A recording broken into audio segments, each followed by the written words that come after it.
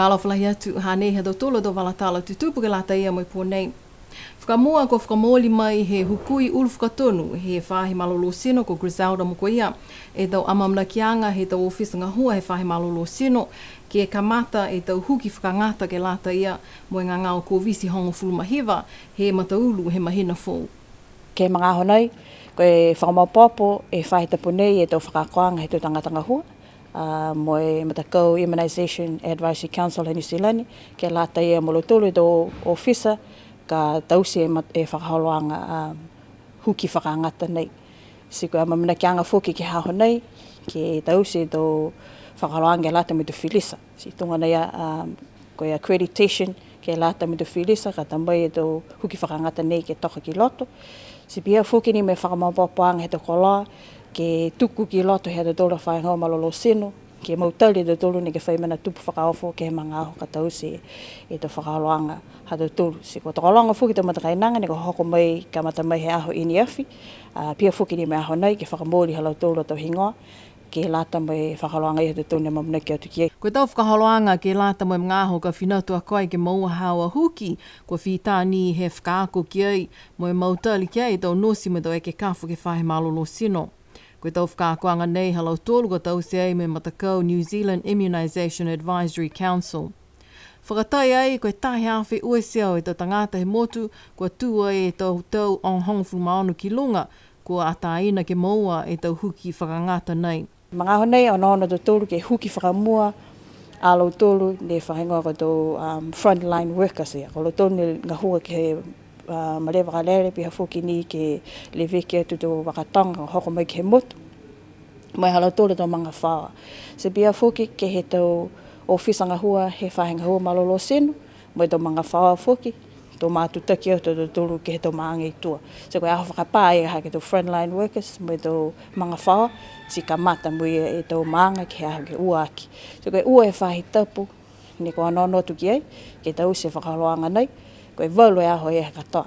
Haka eke ko hoko mai e wai huki he tōru ki he whakalere he aho ua, tō ka mata me tō whakaholoanga ke aho lotu, ke puto ia i whoki e aho whaiumu, koe whae ne aho ia. Tō tōru si oki oki, tō riu mea ke ka mata whoki ke he whaitapu ke ua aki. Koe lia me whaitapu e katoa, ka nonoto te tōki ei, ni ko amamanaki ke tause tō whakaholoanga huki, whakangata ke alata me tō tōra motu tose nei. Koe whahi tapu ka mole, ko langona i fōki e tau ole hei ki pule whahi maloro seno, koe li lifu ko sauni tonga tule. Mo e hana tau whakaohongo ke tau tangata he motu, ke o atu ke maua e huki ke puipui ai, mai he ngangau ko visi hongfu mahiva. Si taha hako a ole atu ki tau tōru e tau tangata he maanga. Ka e mua atu ki tau tōru e tau tangata he motu nei. Kua mamnaki tua e tau tōru, mautari ke huki. Koe ka kano na ia, ko mtoro osi ne kua hoko ke hongfu maoni tau tau ke o atu ki longa, kua lata mtoro he mai osi ke huki. Koe manako e whakutuwhanu ia mo e ikipure. Ke ei whitangata ka nofu ki tua, ke whakahoroanga ia ka eke ko kamata, ai ke mahina ha yuni. Si manamanatu whakamitaki whoki a mtoro ma tau tangata he motu, ke tau munuina nei nuko whoki mai ke lata ia mo tau tōru. Aia mana ke ikipure ke whaitangata ka i hoko atu ke tau seanga ia, ke tau huki whakangata. Si koe ore atu whakalapalapa nei, e ikipure, ka ia i whoki e tau whakahoho he whahinga hua, wa lango ki ai mai whakutwhonu, e tu whaitapu ni kua hanga atu a tau tōru ki ai. Mai i Wellingtoni he whahitapu nei ko whakailoa ai he lilifu palemia ha New Zealand ko Jacinda Ardern e whiwhilianga he kōwana fōu ha New Zealand mō niwe ko ia koe lilifu ko Dame Cindy Kiro. Ko Dame Kiro ko whiwhine mauri whakamua ke maua e ko tawhanga lilifu nei ko kōwana ha New Zealand mo i tau motu ko niwe atu kuki ai lani mō toke lau. Ko ia koe komisina mai tau whanau ha New Zealand he tau uawhi tolu ke he uawhi hiva. Ko ia whoki koe taha pulotu whakaako ki haonga pulotu Massey University. Koe kōwana he mga honei, koe lilifu ko Dame Patsy Reedy. Ko amanakia ia ki o kioki mai he katawhaanga he aho ua fulumavalu he mahina ha sepetema. Tō kamata ai e katawhaanga ha Dame Cindy Kiro he aho ua fulumataha he mahina o ke topa he tau nei. Ke whalua tau walatala whoki, kua manaki ai e whaahi leo leo, ke whakangahua e tau hikianga ke he tau matawhatu whano, ko talia ki ai he whano ke pule he tau ua awhi hongu fuluma 5, mo e kua whakamoli ai he whano i ki pule ke mahina Novema he tau kua mole. Ko e tau matawhatu whano fōu nei ke tutungi tupe e tau tangata ko maua, kua holia ai e matawhatu whano ke tau pualatū me tau pele o awhi. Kua manaki ai ki kamata he aho taha he mahina hayuni, hanei e takitaki leo leo ko Tim Wilson ke whakamama.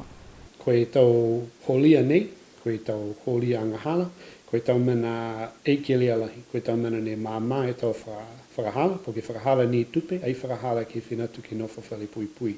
Si koe tau holia nei, ne kua meki a kai ke mue e hokataki pehe nei, ke tonga he whakaholo mawhisi a kai, po ke aitu a kai he saini ne lata ki tū ai, po ke ai give way, e whai moli ni ai pūho, he moto ka hau, po ke ai whai leisini a kai e whakaholo, ai whai eitatongi a kai tuku hau he moto ka, tau whangamena pihia, aitu i pulo Pasikalafi, tau whangamena pihia, ne meki a kai ke moe he tau hokataki pehe nei. Si lahi ne ke kamata he tau whakahala, he le mo fulu dala, kai pehe whai le kua mo i moto ka hau. Ni whakaingoa e whakapalangi, non-moving violations. Koe le kua ni mo i tau moto ka. Koe tau moving violations, tunga e whakaholo mawhisi, po ke aitu he saini, taumana pihia, ka mate he tau whakahala ia, he whitongo fuluma 5 dala. Si a wharu ne hake, tunga he hake whakahanga e tau whakahala ke ma lautulu ni whakaholo mawhisi, kei uta ni ke he mawhisi a lautulu ni whakaholo. Whakataipe he, ka whakaholo koe taha ki 5 kilomita ki lunga he e whawhasianga kua lata, si tatongi a koe whitu 5 dala. Ka whakaholo koe ono ke ongo fulu, si tatongi a koe hiwongo fulu dala.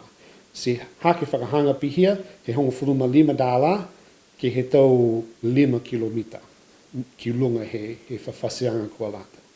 Hoko ke he tolongo fuluma taha ki lunga, si tatongi ni a koe tolu siau dala, he whakahala. So tau angahala fuki, tau holia fuki, tunga aitok tongi a koe tuku hau, e laisini hau, siau 50 dala e whakahala ia. Mai ke he tau leo leo ke maua e tau tangata ko holia e tau matawhakatu whano nei, ke he tau whakaholoanga whamahani, ke he tau matakawi, ka tau uwhi ai mui siwi, ke tau pele o awhi. Si pihia ni whoki ke he whalua tau kaloa tālanga pauaki, ne kua kisia ai e holo mawhisi he tau pele o awhi. Koe tau koloa nei tamai pauaki he whāhinga hoa leo leo he motu ko New Zealand. Ka maua a koe ke he taha he tau hokotaki nei, ko fuaki atu ai tōlu e whiwhilianga ki a koe, hongo fuluma 5 e aho ko fuaki atu ai ki whinatu a koe ki ofisa e whahi leo leo, moi hawa tali.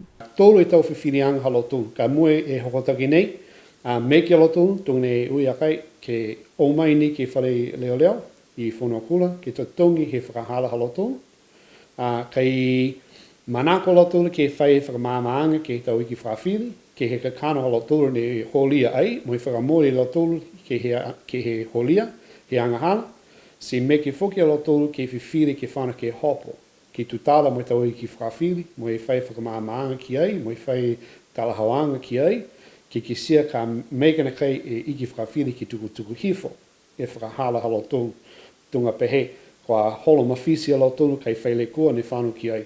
Ei whakamama e mungo ia ki he leo leo, si ailo e leo leo kua whaile kua ne whanu ki ai, si tae e hokotaki mo iangi ki ai. Kai pihia ka, si meke alo tonu ki o atu ke he hopo, mo i whakamama ke tau iki whawhiri, ke sia ka whaipuhala na kai ki tuku hifo e tatongi alo tonu. Kai ai me ke he iki whawhiri ke uta kehe hako e whita he whakamori he tangata ke he holia na. Si koe whiwhireanga ke tolu aki, pehe ni alo tolu ai whakamori ke mana ni tupu.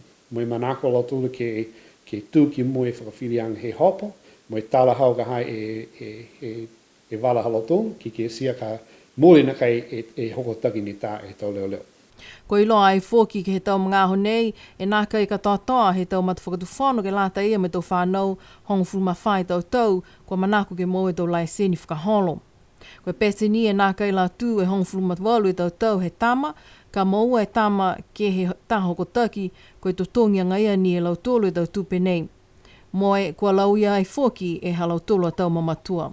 Koe mena ni tupu i niwe ke he le kua nā, ai whai ke he anga mai he tau mahani he whakalafono, ke he tau rangata e tau whuata, mo e tau tangata ni kua whita he tūhong whanawawaru e tau tau alotola. Ai whai juvenile system, he tau matawhanafono niwe. Si ai whai ke he anga, si ka mua he tau leo leo e tama ia, tunga e hong whanamawhai tau tau, ke hong whanamawalima tau tau, ne whakaholo i motoka, kei ai whai lai sini alo tūng, me ke angaia ni tau whuata ia ke mua e hokotaki nei, ke ta tongi e whakahala alo tūng. Kei mai longa fuki alo tūng, koe tau mamatua alo tūng, ni tālia alo tūng ke whakaholo i motoka, kua anga hala tu ai fuki alo tūng. A koe whai mata whono fuki ne pehe, ai me ke a kai ke tālia he tangata ni ai whai lai sini, ke whakahola i motoka hau. Si uigaha e tau anga hala ia, taha mai e tama, taha mai fuki he tangata ia ne angi e tālia ke whakahola i motoka. Si meki he tau leo leo ke ono, ka manako ke whakahala e tama, po ke manako ke whakahala e tau mamatua, po ke he whakahala e ua, ala ua gaha e tama moe matua. Koe mena ia ni pehea e takitaki leo leo, kua lata ke whai tau sianga ke tau matawhakatuwhano, ke lata me tau whanau, kua manako ke maua e tau laiseni.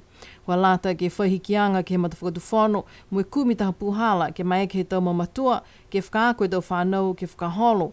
Ha koe mga honei, nā kai whai whakatoka anga pihia ke matawhakatuwhano.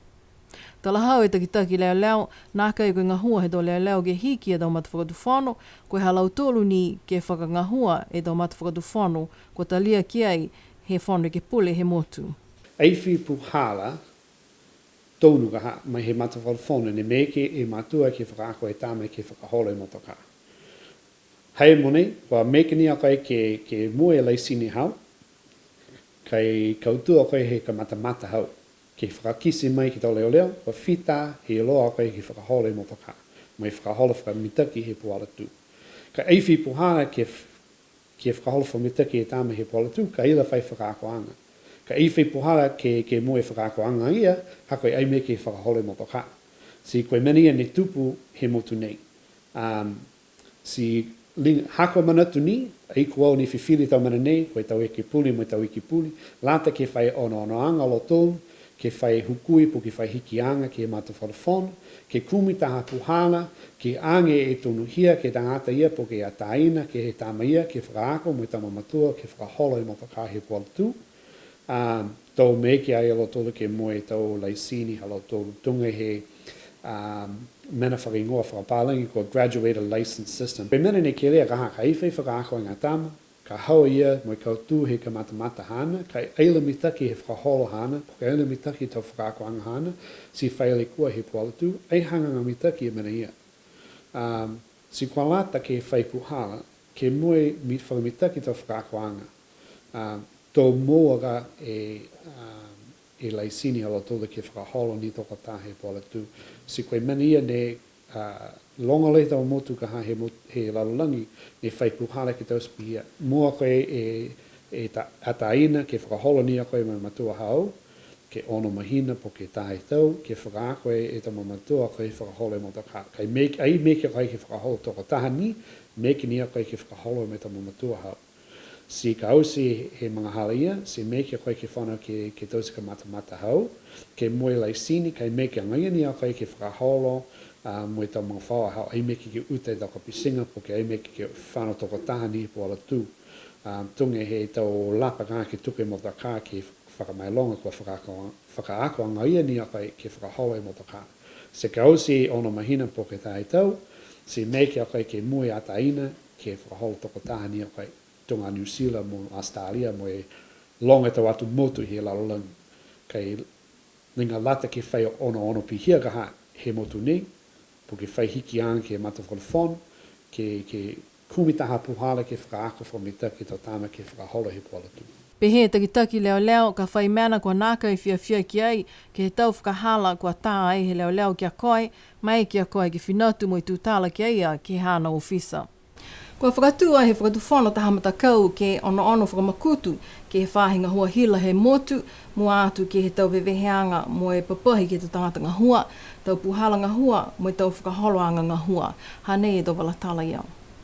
Kua maua e taha whakailoanga he ahoi nea whike whakamōli e tau seanga nei, mo e whakailoa e tau tangata toko tolu kua whiwhilia i ke he matakau nei. Whakamua, ko ia katakitaki a matakau nei, ko e taha ulu whakatonu whakamua he whahinga hoa papiliki ko Billy Tukutama. Ke ua aki, ko e taha komisena he whakawhilianga lahi a niue ko lilifu ko Des Hipa, ko ia whoki ko e takitaki he komisi matakau niue leka board he whakatuwhono. Ke tolu aki, ko e taha ulu whakatonu whakamua he whahinga hoa whakamotu ko whapoi a kesi, ko ia whoki ko e taha tangata ngahua pisinisi ke he whale a kesi Integrated Development Consultancy. Ilo ai ko whitānia lau tolu he o atu ke kisekese ke he whalinga hoa hila i tuila, mo e tūtala ki tō tangata ngahua, mo e whalo tau mana ka kisekese e matakau nei ki ai. Pe he takitaki ulu whakatonu ko Andre Siohane, ko e tau manako he whono iki pole ke he matakau whiwhili nei, ke ono whakamakutu, vese ka kano, mo e tātu e hokotaki ke he tuanga he tonga hua he mga nei, mo e tau mana ka paleko atu ki ai, ka mata mai he tā wilianga he hila, ke he tau kawe hila ne tātu e malolo hila ke tau maanga, mo e whalu mena whoki. Ko e ulu whakatonu he whāhi papili ki mga nei ko Clinton Chapman, ka lalango atu ki he tau ngahua he matakau nei. Nā kai mahino, koe whihe lewa he ngahua he matakau whiwhili nei, mo e awhi kua lata ke maua ai e hokotaki halau tulu. Nā kai whou e tau tongi, mo e kono he tau maukoloa, mo e tau tangata pisinisi ha kua whamule e tau koloa whakahu whelesi mai he wakalele. Kai kua kisia he whalo tau makeniki he motu ke mga nei, hane whai au atu e loa mo i mule he tau he whakatali atu ai, ke he tau wala koloa kua tātu ke whakahu whelesi mai he kautaha wakalele e New Zealand. Ua whoki e whahitapu e kua mole ne nā kai la mo ua whoki e tau meli ne whamahani ki ta mai ai he wakalele. Pehe e tau makeniki nei, kua kisia lahi e whamule he tau whelesi halau tolu, ka mata he ke tau kua mole. Toko ua e makeniki ne talahau mai ke BCN News kua naka i lata ke mule pihia e tau whelesi whakahu mai he wakalele. Haka mena naka i puke e tau wakalele ke tau pāsese, mo i kua lata ke ata ke tahake mai e tau wala mtoka halau tolu.